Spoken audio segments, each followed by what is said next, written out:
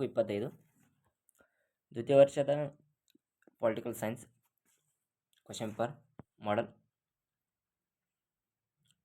Starting ಏನು ಕೇಳ್ಯಾರಂದ್ರೆ ಭಾಗ A ಒಳಗೆ MCQ ಕ್ವಶನ್ ಕೇಳ್ಯಾನ. ಅಂದ್ರೆ ಮಲ್ಟಿಪಲ್ ಚಾಯ್ಸ್ 5 ಕೊಟ್ಟಿರ್ತಾನೆ.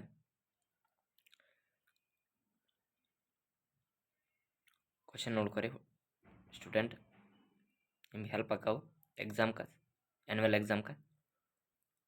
ಇವನ್ನ ನೀವು ಒಂದು ಇಂಪಾರ್ಟೆಂಟ್ ಕ್ವಶನ್ ಆಕಾವು ಒಂದು ನೋಡ್ಬೋದಕ್ಕೆ ಬರೆದಿಟ್ಕೋಬೇಕು. ಅದೇ ರೀತಿಯಾಗಿ ಸೆಕೆಂಡ್ ಅಂದರೆ ಇದನ್ನು ಕೊಟ್ಟಿರ್ತಾನೆ ಅಂದರೆ ಬೆಟ್ಟ ಸ್ಥಳ ಕೊಟ್ಟಿರ್ತಾನೆ, ಕೆಳಗೆ ಉತ್ತರ ಇದನ್ನು ಕೊಟ್ಟಿರ್ತಾನೆ, ಆನ್ಸರ್ ಕೊಟ್ಟಿರ್ತಾನೆ. ಅವು ಸರಿಯಾದ ಉತ್ತರವನ್ನು ನಾವು ಆರಿಸಿ ಬರೀಬೇಕು, ಬೆಟ್ಟ ಸ್ಥಳ ತುಂಬಬೇಕು. ತದನಂತರ ಏನು ಕೊಟ್ಟಾನಂದ್ರೆ 3 ನಂಬರ್ ಹೊಂದಿಸಿ ಬರೆಯಿರಿ. ಇದಕ್ಕೂ 5 ಮಾರ್ಕ್ಸ್ ರೀ. ಹೊಂದಿಸಿ ಬರೆಯಿರಿ, ಅದರ ಇಶ್ವಿನೂ ಕೊಟ್ಟಾನ. ಎ ಅಥವಾ ಬಿ 2 ಭಾಗ ಮಾಡ್ಯಾನ, ಅಲ್ಲಿ ಹೊಂದಿಸಿ ಬರೀ ನೀವು ನೋಡ್ಬೋದು. ಅದೇ ರೀತಿ 4th ಕೆಳಗಿನ ಪ್ರಶ್ನೆಗಳನ್ನು ಒಂದು ವಾಕ್ಯದಲ್ಲಿ ಉತ್ತರಿಸಿ. ಚಿಪ್ಕೈ ಚಳವಳಿ ರೂವಾರಿ ಯಾರು? ಕ್ವಶನ್ ಹೆಂಗೆ ಕೇಳ್ಯಾನ ನೋಡ್ರಿ. ಇವನ್ನೆಲ್ಲ ಕ್ವಶನ್ ಬರ್ಕೋರಿ. 13 ಕೋಮುವಾದ ಎಂದರೇನು? 14 ಭ್ರಷ್ಟಾಚಾರದ ಮೂಲ ಪದ ಯಾವುದು? 15 ಉದಾರೀಕರಣ ಎಂದರೇನು? 16 ಭದ್ರತಾ ಮಂಡಳ ಕಾಯಂ ಸದಸ್ಯರ ಸಂಖ್ಯೆ ಎಷ್ಟು? ಪಾರ್ಟ್ ಬಿ ಒಳಗೆ 2 ಮಾರ್ಕ್ಸ್ ಒಂದು ಕ್ವಶನ್ಗೆ. ಇಲ್ಲಿ 5 ಪ್ರಶ್ನೆ ನಾವು ಬರೀಬೇಕ್ರಿ. ಅವ್ರು 10 ಪ್ರಶ್ನೆ ಕೊಟ್ಟಿರ್ತಾರೆ. ಇವು ನೋಡ್ಕೊರಿ ಅಥವಾ ಬರ್ಕೋರಿ ಒಂದು ಬುಕ್ನಾಗ ಬರ್ಕೊಂಡ ನೀವು ಪ್ರಾಕ್ಟೀಸ್ ಮಾಡಿರಿ.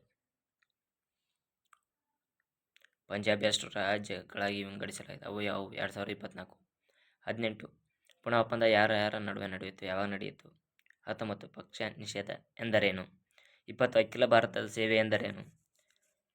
ಇಲ್ಲಿ 21 ಅವಕರದ ಇದನ್ನಾಗಿದ್ರದ ವಿಶ್ವಸಂಖ್ಯೆಯ ಆರ್ಥಿಕ ಮತ್ತು ಸಾಮಾಜಿಕ ಮಂಡಳಿ ಒಟ್ಟು ಸದಸ್ಯರ ರಾಷ್ಟ್ರಗಳ ಸಂಖ್ಯೆ ಎಷ್ಟು ಹಾಗೂ ಅವರ ಅಧಿಕಾರಾವಧಿ ತಿಳಿಸಿರಿ. ಅದು 22. ವಿಶ್ವಸಂಸ್ಥೆಯ 2 ಉದ್ದೇಶಗಳನ್ನು ತಿಳಿಸಿ. 23 ಶಿಮ್ಲಾ ಒಪ್ಪಂದಕ್ಕೆ ಸಹಿ ಹಾಕಿದವರು ಯಾರು? 2024. 24 ಕ್ವಶನ್ ಶ್ರೀಲಂಕಾದ ತಮಿಳು ಜನರಲ್ಲಿರುವ ಯಾವುದಾದರೂ 2 ಗುಂಪುಗಳನ್ನು ಹೆಸರಿಸಿ. ಭಾಗ ಸಿ ಒಳಗೆ ಏನು 6 ಪ್ರಶ್ನೆ ಕೇಳ್ಯಾನ್ರಿ. 6 ಪ್ರಶ್ನೆಗೆ ಅಷ್ಟೇ ನಾವು ಉತ್ತರ ಬರೀಬೇಕು, ಜಾಸ್ತಿ ಪ್ರಶ್ನೆ ಇದಾವ್ರವ. ಇಲ್ಲಿ 30 ಮಾರ್ಕ್ಸ್ ರೀ.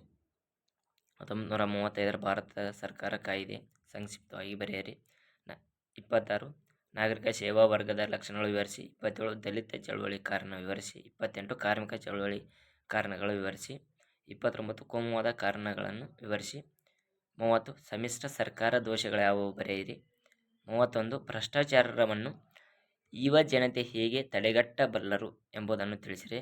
32 ಅಲಿಪ್ತ ನೀತಿಯನ್ನು ಕುರಿತು ಟಿಪ್ಪಣಿ ಬರೆಯಿರಿ.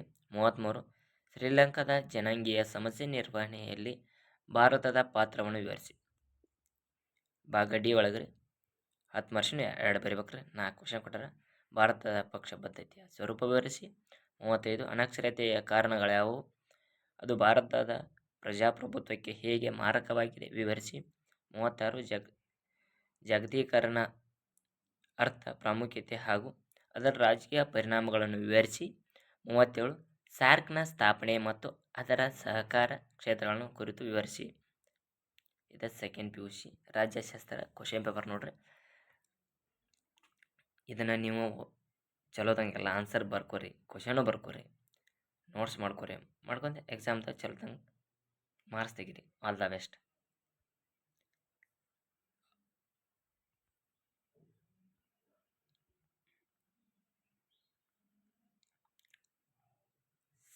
ಸೆಕೆಂಡ್ ಕ್ವಶನ್ ಬರದ ಒಂದೇದಿದೆ ನೋಡಿದ್ವು. ಭಾಗ ಎ ಇದು 80 ಮಾರ್ಕ್ಸಿಗೆ ರೀ. ಇದು ಪೊಲಿಟಿಕಲ್ ಸೈನ್ಸ್. ಸೆಕೆಂಡ್ ಒಳಗೆ ಮಲ್ಟಿಪಲ್ ಚಾಯ್ಸ್ ಕೊಟ್ಟಾನ. 5 ಮಲ್ಟಿಪಲ್ಸ್. ಭಾಗ ಎ ಒಳಗೆ 5 ಮಲ್ಟಿಪಲ್ ಚಾಯ್ಸ್ ಕೊಟ್ಟಾನ ರೀ. ಇದು ಇಂಪಾರ್ಟೆಂಟ್ ಏನು ಕೊಟ್ಟಾನ ನೋಡ್ರಿ. ಇಲ್ಲಿ ಇದು ನೋಡ್ರಿ ಅಣ್ಣ.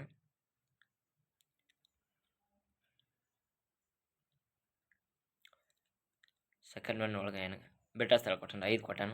ಅದ್ರ ಆನ್ಸರ್ ತಿಳಿದ ನೋಡ್ರಿ. ಅದಕ್ಕೆ ಚಾಯ್ಸಿಂಗ್ ಮಾಡಿಬಿಡ್ರಿ ಯಾವ ಆನ್ಸರ್ ಎದಕ್ಕೆ ಹತ್ತಾವ ಅನ್ನೋದನ್ನು ಹೊಂದಿಸಿ ಬರೆಯಿರಿ. 5 ಮಾರ್ಕ್ಸ್ ರೀ. 15 ಮಾರ್ಕ್ಸ್ ಇರ್ತಾರೆ ನಿಮ್ಮ ಕೈಯಾಗ. 15 ಮಾರ್ಕ್ಸ್ ಇರ್ತಾವೆ ರೀ.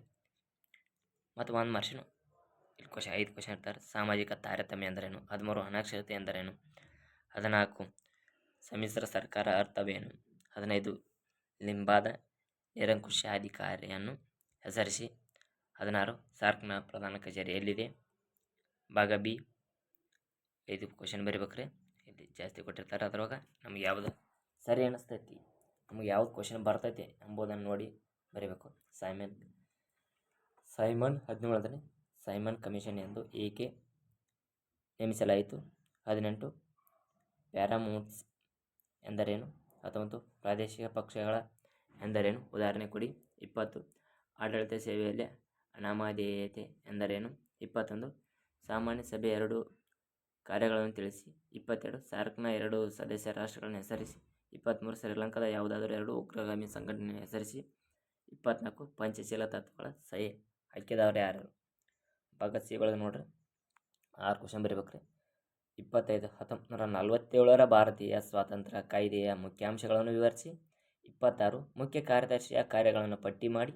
27 ಪರಿಸರ ಚಳುವಳಿಯ ರಾಜಕೀಯ ಪರಿಣಾಮಗಳನ್ನು ವಿವರಿಸಿ.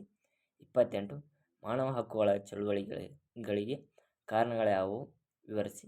ಭಾರತ ಸ್ವಾತಂತ್ರ್ಯದ ಭಯೋತ್ಪಾದನೆಗೆ ಕಾರಣಗಳ್ಯಾವುವು ವಿವರಿಸಿ. ಅಸ್ಮಿತೆ ರಾಜಕೀಯ ಕಾರಣ, ಉದ್ಯೋಗಕ್ಕೆ ಕಾರಣಗಳ್ಯಾವುವು ವಿವರಿಸಿ. ಮತ್ತು 31 ನಮ್ಮ ಸಂವಿಧಾನದಲ್ಲಿರುವ ವಿವಿಧ ರೀತಿಯ ತುರ್ತು ಪರಿಸ್ಥಿತಿಗೆ ಸಂಬಂಧಿಸಿದ ವಿಧಗಳನ್ನು ವಿವರಿಸಿ. 32 ಪಂಚಶೀಲ ತತ್ವಗಳ ಕುರಿತು ವಿವರಿಸಿ. 33 ಪಾಕಿಸ್ತಾನ ಮತ್ತು ಇಂಡಿಯಾ ಸಂಬಂಧದ ಕಾಶ್ಮೀರ ಸಮಸ್ಯೆಯನ್ನು ಕುರಿತು ಬರೆಯಿರಿ.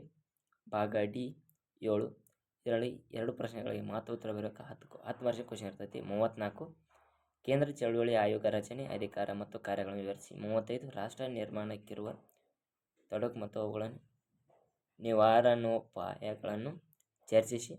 36 ಉದಾರೀಕರಣ ಅರ್ಥ, ಪ್ರಾಮುಖ್ಯತೆ ಮತ್ತು ಅದರ ರಾಜಕೀಯ ಪರಿಣಾಮಗಳನ್ನು ವಿವರಿಸಿ. 37 ಅಂತಾರಾಷ್ಟ್ರೀಯ ಸಂಬಂಧದ ಮೂಲಕ ಪರಿಕಲ್ಪನೆಗಳನ್ನು ವಿವರಿಸಿ. Thank you, all the best student. ನೀವು ನಮ್ಮ ಚಾನಲ್ನ ಹೊಸದಾಗಿ ನೋಡ್ತಿದ್ದರೆ ಬೆಲ್ ಐಕನ್ ಆನ್ ಮಾಡ್ಕೊಳ್ಳಿ, ಸಬ್ಸ್ಕ್ರೈಬ್ ಮಾಡಿರಿ. ನಾ ಹಾಕುವ ಇನ್ನಷ್ಟು ಹೊಸ ವಿಡಿಯೋಗಾಗಿ ನಮ್ಮ ಚಾನಲ್ನ ಸಬ್ಸ್ಕ್ರೈಬ್ ಮಾಡಿ ಫ್ರೆಂಡ್ಸ್. Thank you all.